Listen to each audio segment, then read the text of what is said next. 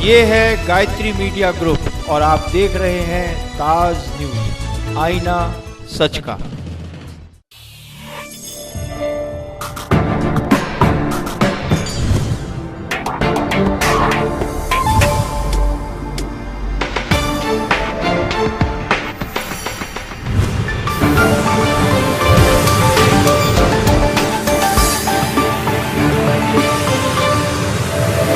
नमस्कार, ताज न्यूज के इस बुलेटिन में स्वागत है आपका। मैं हूं मीनू सिंह और आइए खबरों की शुरुआत करते हैं सुर्खियों के साथ। मऊ रोड पर दुग्ध व्यवसायी पर अज्ञात बदमाशों ने बोला हमला, व्यवसायी की मौत, हमलावर हुए फरार, पुलिस जुटी जांच में। चलती ट्रेन में बदमाशों द्वारा यात्रियों को लूटने की कोशिश, पुलिस के पहुंचने पर बदमाश फरार, विभागीय पड़ताल शुरू। थाना सैया क्षेत्र से लापता प्रॉपर्टी डीलर की हुई हत्या, शव बरामद, पुलिस ने एक युवक को किया गिरफ्तार, साथ ही महिला अभी फरार। मंडलीय बैठक में कमिश्नर ने कानून व्यवस्था को लेकर जताई चिंता, विकास योजना में लाए तेजी, महिलाओं और पर्यटकों को मिले पूरी सुरक्षा। और अब खबरें विस्तार से। थाना न्यू आगरा इलाके के मऊ रोड पर उस समय हड़कंप मच गया जब एक दूध व्यवसायी अपनी दुकान बंद करके घर जा रहा था। तभी कुछ अज्ञात हमलावरों ने धारदार हथियार से उस पर हमला बोल दिया। सूचना मिलने पर पहुंची पुलिस घायल को एसएन अस्पताल ले गई, जहां डॉक्टर्स ने उसे मृत घोषित कर दिया। दुकान बढ़ा के जा रहा था, तब मुझे पता लगा कि इनका ऐसे इनके साथ दुर्घटना हो गई। तो फिर हमने 2-1 लोगों से कंफर्म करा तो बात में सच्चाई थी। क्या मालूम पड़ा आपको कि इनका मर्डर हो गया। कौन लोग हैं वो, कुछ मालूम पड़ा कौन लोग? नहीं, ये सब नहीं मालूम मेरे को। चौधरी थे, इनकी उम्र लगभग 45 वर्ष की थी। इनकी खंदारी चौराहे के पास मऊ रोड पड़ता है, वहाँ पे डेयरी की दुकान थी। जब ये अपने बाल्टी लेकर के वापस जा रहे थे, उसी दौरान इनको चोट लगी है सर पे और उनकी मृत्यु हो गई अस्पताल ले जाते समय। अभी परिजनों से बात हुई है, तहरीर आनी है और जो भी तहरीर आएगी उसके हिसाब से मुकदमा पंजीकृत करा के आवश्यक कार्रवाई करेंगे। बुधवार देर रात थाना हरिपर्वत के पालीबाल पार्क में एक अज्ञात वाहन ने साइकिल सवार को रौंद दिया, जिससे उसकी मौके पर ही मौत हो गई। सूचना मिलने पर पहुंची पुलिस ने शव को कब्जे में लेकर पोस्टमार्टम गृह भिजवा दिया। पार्क के पास हरिपर्वत थाना क्षेत्र में एक एक्सीडेंट हुआ है, जिसमें एक व्यक्ति की मृत्यु हो गई है। ये अज्ञात वाहन से हुआ है।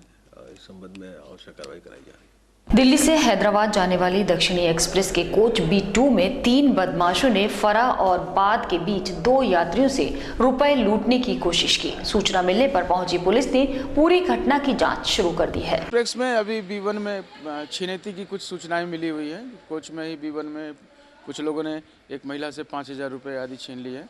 RPF हैं, हम लोग हैं, उसको डेवलप कर रहे हैं। कहाँ घटना है, बदमाश को पकड़ लेंगे। अभी लगभग कितने लोग थे छीनने वाले? 2 लोगों की बात बता रहे हैं, आपस में ही बता रहे हैं। उसमें डेवलप कर रहे हैं हम लोग। अभी कच्ची सूचना है, उसको अभी पुख्ता कर रहे हैं। जी, निश्चित रूप से कुछ है इसमें। मंडलीय समीक्षा बैठक में कमिश्नर प्रदीप भटनागर ने महिलाओं की सुरक्षा पर दिया जोर, जिसमें विदेशी महिलाओं के साथ बढ़ रहे अपराधों पर उन्होंने खासी चिंता जताई और अधिकारियों को टाइट किया। मीटिंग के दौरान विकास योजनाओं की भी समीक्षा की गई, जिसमें सभी जिलाधिकारियों को सख्ती बरतने के लिए आदेशित किया गया। मंडलीय समीक्षा बैठक के लिए कमिश्नरी सभागार में आगरा मंडल के सभी जनपदों के आला अधिकारी उपस्थित रहे, जिनके साथ बैठक के अंदर और बाहर तक मंडलायुक्त प्रदीप भटनागर ने कई अहम मसलों पर चर्चा की, जिन्होंने मंडल भर में प्रशासनिक और पुलिस व्यवस्था को चौकस करने की बात कही। सरकारी कामों की रफ्तार बढ़ाने पर जोर देते हुए मंडलायुक्त ने कहा कि कौशल विकास मिशन सरकार की प्राथमिकताओं में शुमार है। इसमें विभाग युवाओं की रुचि वाले रोजगार तलाशे, जबकि मथुरा में पर्यटन और पेंटिंग उद्योग को बढ़ावा देने, फिरोजाबाद में फिटर, टेक्नीशियन, सिक्योरिटी गार्ड जैसे रोजगारों पर जोर दिया। मीडिया से बात करते हुए उन्होंने सभी बातों को विस्तार से बताया। संतोष व्यक्त किया गया है कि गत माह जो होली का त्यौहार है वो पूर्ण रूप से शांति प्रिय तरीके से निपटाया गया। आने वाले महीने में जो संवेदनशील दिन है, जैसे भीमराव अम्बेडकर जी का जो जन्म दिवस है, उसको जुलूस निकलता है, उसकी तैयारी के बारे में बात हुई। और ख़ास तौर से महिला सुरक्षा के लिए मैंने निर्देश दिए हैं कि हर ज़िले में विशेष व्यवस्था की जाए। बातचीत के दौरान आगरा, मथुरा, मैनपुरी और फिरोजाबाद के जिलाधिकारी, एसएसपी और सीडीओ सहित कई वरिष्ठ अधिकारी मौजूद रहे, जिन्होंने अपने जनपदों की प्रगति रिपोर्ट पेश की और आगे भी बेहतर काम करने का भरोसा दिलाया। 2 दिन पहले थाना सैया क्षेत्र से लापता हुए प्रॉपर्टी डीलर की हुई हत्या। पुलिस ने बुधवार को तड़के जिसका शव बरामद कर लिया। घटना के पीछे एक महिला की संदिग्ध भूमिका बताई जा रही है, जिसने प्रॉपर्टी डीलर को फोन करके बुलाया था। इस घटना के संबंध में पुलिस ने एक युवक को भी गिरफ्तार किया है, जिससे पूछताछ जारी है। बीते 2 दिन पहले थाना सैया क्षेत्र से गायब हुए प्रॉपर्टी डीलर की हत्या से क्षेत्र में सनसनी मच गई। पुलिस ने जिसकी लाश खेरागढ़ इलाके से बरामद कर ली है। मामले में एक महिला की भूमिका संदिग्ध बताई जा रही है, जिसने प्रॉपर्टी डीलर हीरालाल को फोन करके बुलाया था। हालांकि मामले में पकड़े युवक ने इसे आत्महत्या करार दिया।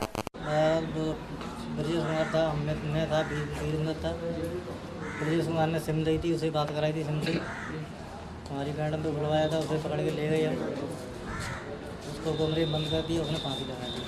कितने दिन से अंदर ले गए? कितने दिनों से अंदर नहीं, कुछ दिन नहीं, 2-3 दिन पहले से बस। जबकि इलाकाई पुलिस को उसके बयान से कोई सरोकार नहीं है।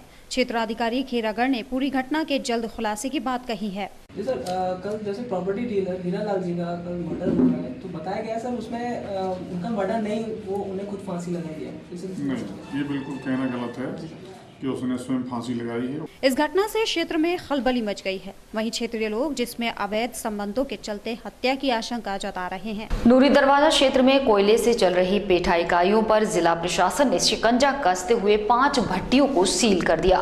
एडीएम सिटी के नेतृत्व में हुई कार्रवाई में दोषी इकाई संचालकों के खिलाफ एफआईआर भी दर्ज कराई गई। कार्रवाई के दौरान नगर निगम टीम के साथ पुलिस बल भी मौजूद रहा। एक बार फिर प्रशासन का डंडा बुधवार देर शाम पेठा इकाइयों पर चला। कोयले का प्रयोग होने की सूचना पर पहुंची प्रशासन की टीम ने एडीएम सिटी राजेश कुमार श्रीवास्तव के साथ एसीएम पंचम श्याम लता आनंद भी मौजूद रहे। अचानक आई टीम की सूचना मिलते ही कारोबारियों में हड़कंप मच गया। देखते ही देखते इकाइयों के दरवाजे बंद हो गए, लेकिन प्रशासन ने सख्ती दिखाते हुए सभी को खुलवाकर सामान जब्त कर लिया और साथ ही सीलिंग की कार्रवाई को भी अंजाम दिया। एडीएम सिटी का कहना था कि पहले सील हो चुकी कई इकाइयों के संचालकों ने पेठा निर्माण में कोयले का प्रयोग न करने का शपथ पत्र दिया था, जिसके आधार पर कुछ की सीलिंग खोल दी गई थी। लेकिन सूचना मिली कि यहां फिर से कोयले का प्रयोग किया जा रहा था, जिसके बाद अब इन इकाइयों पर सीलिंग की कार्रवाई के साथ एफआईआर भी दर्ज कराई जा रही है। माननीय सर्वोच्च न्यायालय के आदेशानुसार टीटी जोन के अंदर प्रदूषण फैलाने वाला जैसे कोक हुआ, उपला हुआ, ये जलाना प्रतिबंधित है। कोयले से ये लोग बनाते थे, इनकी इकाइयाँ सीज की गई थी। इन सभी लोगों ने मिल के कि साहब होली का त्यौहार है, हम लोग अब भविष्य में या तो चलाएंगे नहीं इकाई या चलाएंगे तो गैस से जलाएंगे। शिकायत पुनः प्राप्त हुई कि यही लोग जिन्होंने एफिडेविट दिया है अपने ही शपथ पत्र का वायलेशन कर रहे हैं। इस पूरी कार्रवाई में नगर निगम और पर्यावरण विभाग की टीमें भी मौजूद रहीं, जो इन पर अब विभागीय कार्रवाई करने की बात कहती नजर आई। इस कार्रवाई के दौरान सीओ कोतवाली मनीषा सिंह पर्याप्त मात्रा में कोतवाली और एमएम गेट का फोर्स के साथ मौके पर मौजूद रहीं, ताकि किसी तरह का कोई विरोध ना हो सके। और इसी खबर के साथ वक्त हो चला है एक छोटा सा ब्रेक लेने का।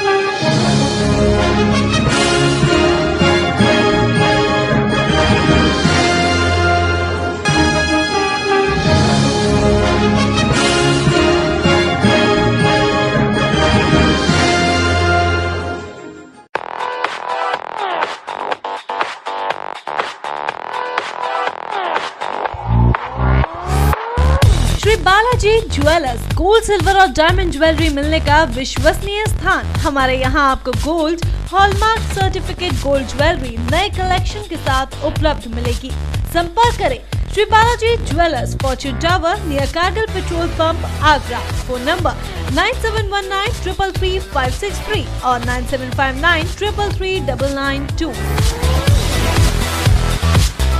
श्री बालाजी ज्वेलरी, दुल्हन की jewellery, 80 jewellery, artificial bangles, chain व सभी प्रकार के सेट्स यहाँ पर उपलब्ध है। तो तुरंत संपर्क करें 21 सुपर बाजार, कारगिल पेट्रोल पंप के पीछे, आगरा। फोन नंबर 9358464218 और 8865911110।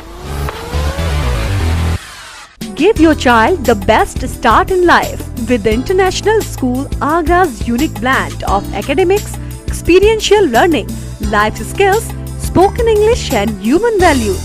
The school is professionally managed by Bangalore-based Stratagem EduServe, India's leading education partner, and also offers America's leading sports program from Kuhu Sports.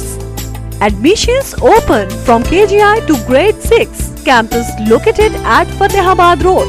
For admissions, call 07055004999 or 4449. Nandini group का एक और कदम, Nandini state. अब कागारौल में एक ऐसी colony जहां आप पा सकते हैं पक्की सड़क, स्वच्छ जल, बिजली की सुनिश्चित आपूर्ति, हरे भरे पार्क, भव्य मंदिर, कॉमर्शियल प्लॉट और दुकान, वो भी बहुत कम कीमत में। ये सब सुविधा कागारौल में गेट बंद कॉलोनी यानी नंदिनी स्टेट में।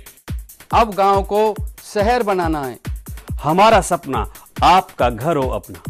नंदिनी स्टेट।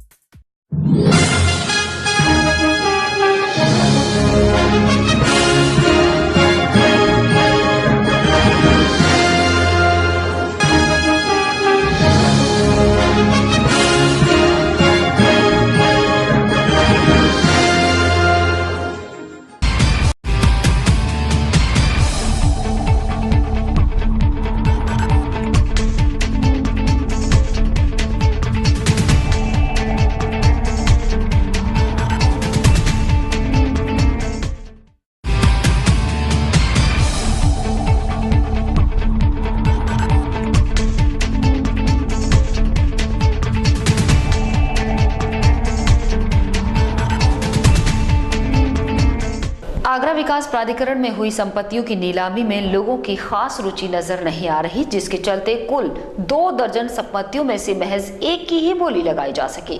तो वहीं ताज के पश्चिमी गेट पार्किंग की बोली तक नहीं लगी, जिसके चलते अन्य संपत्तियों की नीलामी के लिए अगली तारीख तय की जाएगी। आगरा विकास प्राधिकरण की कई कॉलोनियों में कई बड़े बड़े व्यावसायिक प्लॉट हैं, जिनकी कई बार बोली लगाई जा चुकी है। बुधवार को एक बार फिर इन्हीं प्लॉट्स की बोली विकास प्राधिकरण में लगाई गई, लेकिन हर बार की तरह इस बार भी 2 दर्जन से ज्यादा संपत्तियों में से महज एक कालिंदी विहार का 832 वर्ग गज का प्लॉट ही संपत्ति में सबसे अधिक बोली यानी 32,500 रुपए वर्ग मीटर के हिसाब से बोली लगी, जिसे करीब 3 करोड़ 30 लाख रुपए में एक व्यापारी ने खरीदा।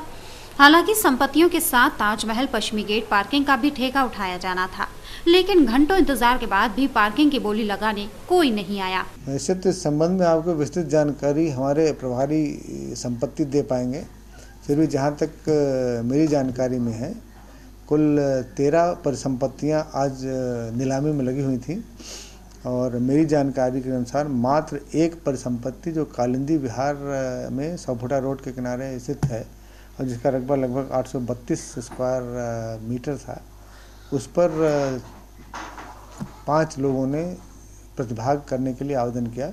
गौरतलब है कि विकास प्राधिकरण हर बार इन संपत्तियों की बोली लगाता है, लेकिन कॉलोनियां होने के कारण इतने बड़े व्यावसायिक प्लॉट्स को खरीदने वाला कोई नहीं आता, जिसके चलते हर बार विभाग को अगली नीलामी की तारीख लगानी पड़ती है। अगर विभाग इन प्लॉट्स को छोटे छोटे प्लॉट्स में बांट दे तो काफ़ी हद तक इन प्लॉट्स की नीलामी हो जाएगी और छोटे पूंजीपति भी आसानी से इन संपत्तियों को क्रय कर पाएंगे और विभाग को भी हर बार इन संपत्तियों के लिए नीलामी नहीं करानी पड़ेगी।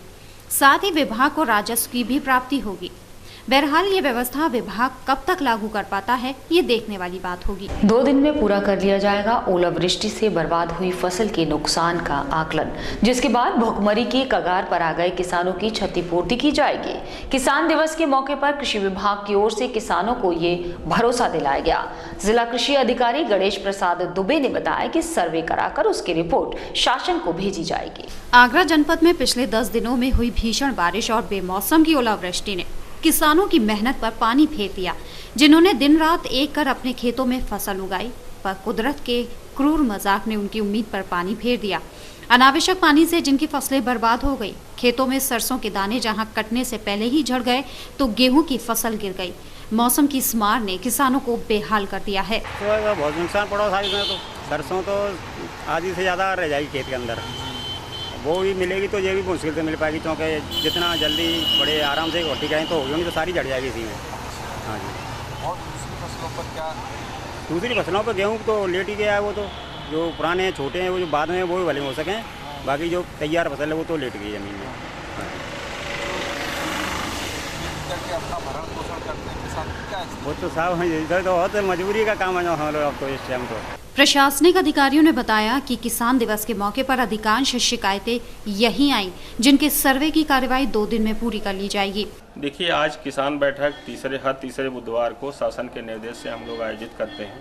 इसमें सभी विभागों को, कृषि से संबंधित विभागों के अधिकारी उपस्थित होते हैं और किसानों की समस्याओं का हम लोग निराकरण करते हैं। आज आए हुए बहुत विकास खंडों से, तहसीलों से जो हमारे किसान भाई आए थे, उनकी मुख्य समस्या ये थी कि साहब आज हमें न पानी की समस्या है, न हमें खाद की समस्या है। मुख्य समस्या ये है कि हमारी फसल ओलावृष्टि से और अधिक वर्षा से नष्ट हुई है। गौरतलब है कि साल भर खेतों में पसीना बहाने वाले किसानों का इस बारिश से बड़ा नुकसान हुआ है। एक तो उनकी मेहनत बेकार चली गई, तो वहीं दूसरी ओर उनकी अच्छी फसल की चाह में लगाई लागत की भी उन्हें दोहरी मार झेलनी पड़ रही है।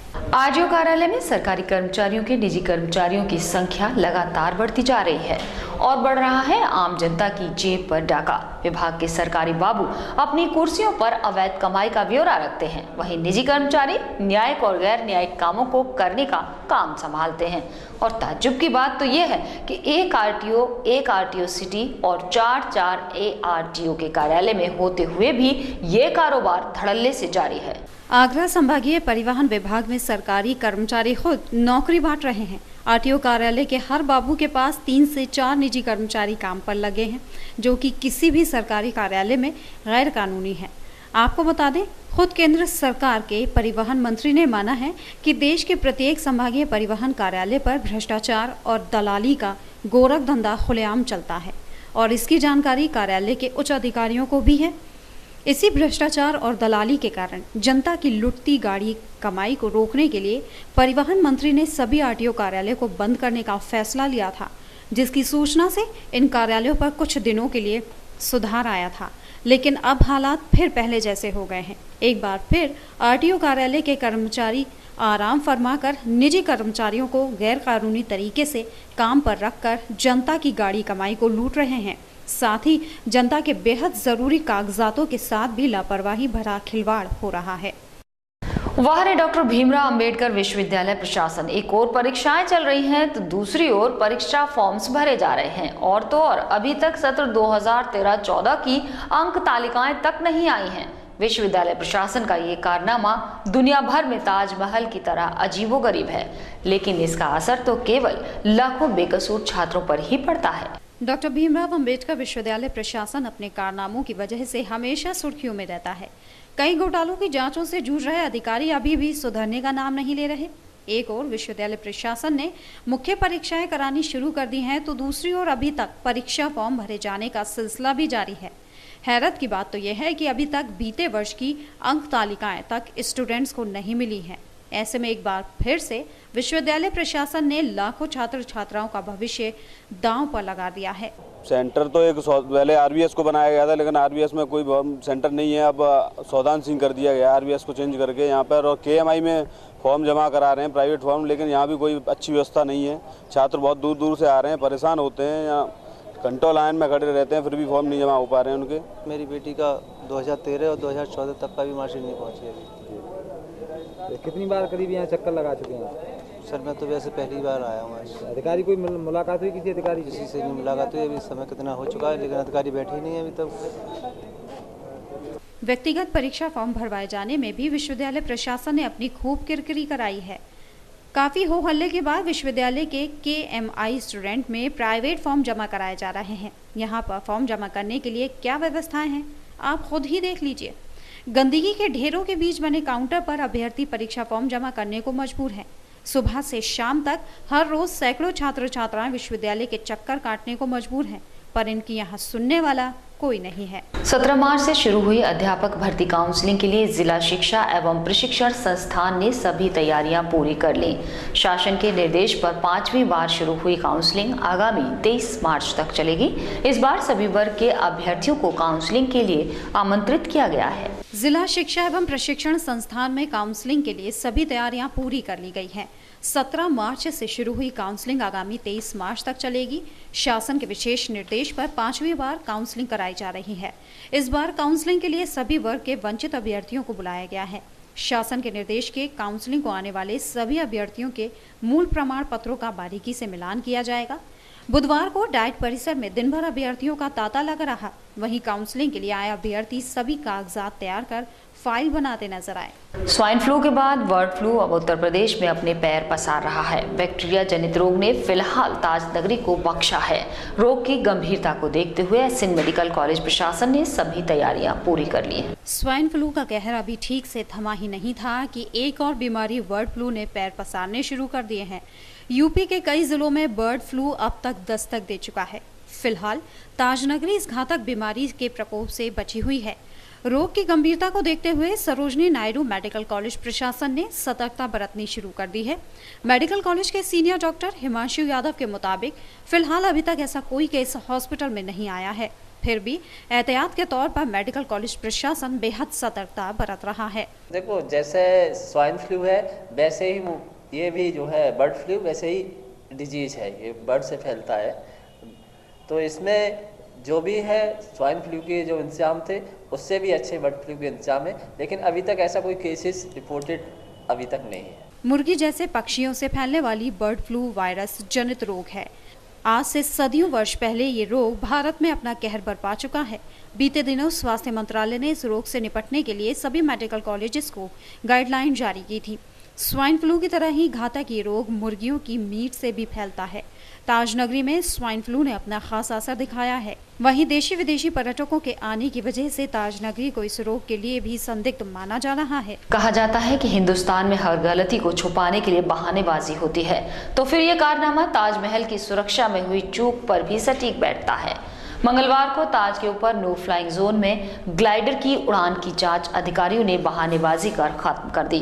जांच अधिकारियों का कहना है कि हवा के दबाव में गलती हुई है, पर कहीं ये गलती विश्व विरासत के लिए भारी भी पड़ सकती थी। मंगलवार को जहां आगरा ताजमहल के नो फ्लाइंग जोन में उड़ रहे ग्लाइडर ने हड़कंप मचा दिया था, तो वहीं CISF के होश भी उड़ा दिए थे।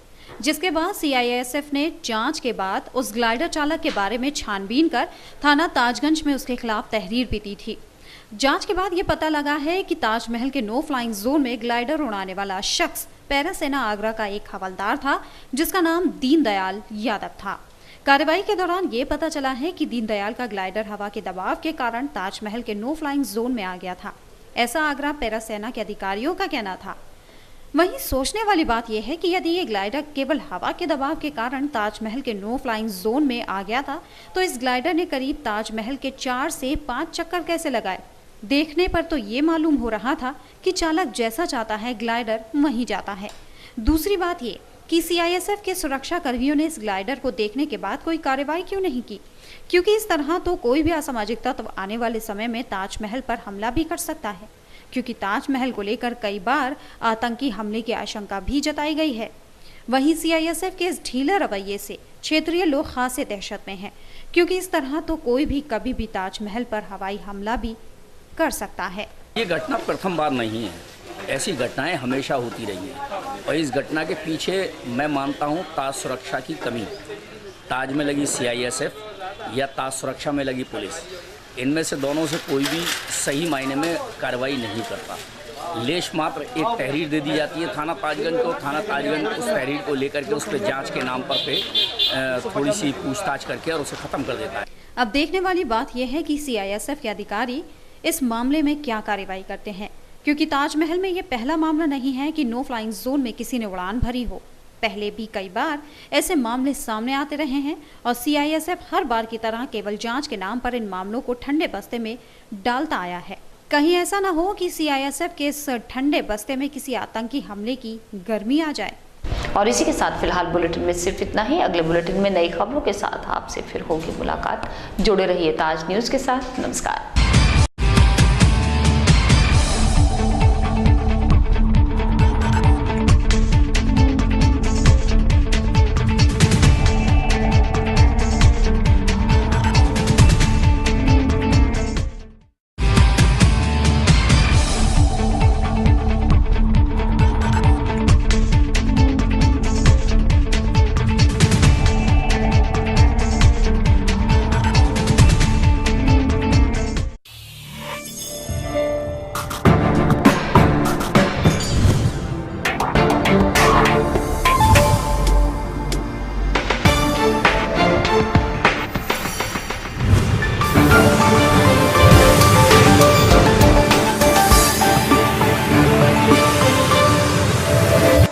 ये है गायत्री मीडिया ग्रुप और आप देख रहे हैं ताज न्यूज, आईना सच का।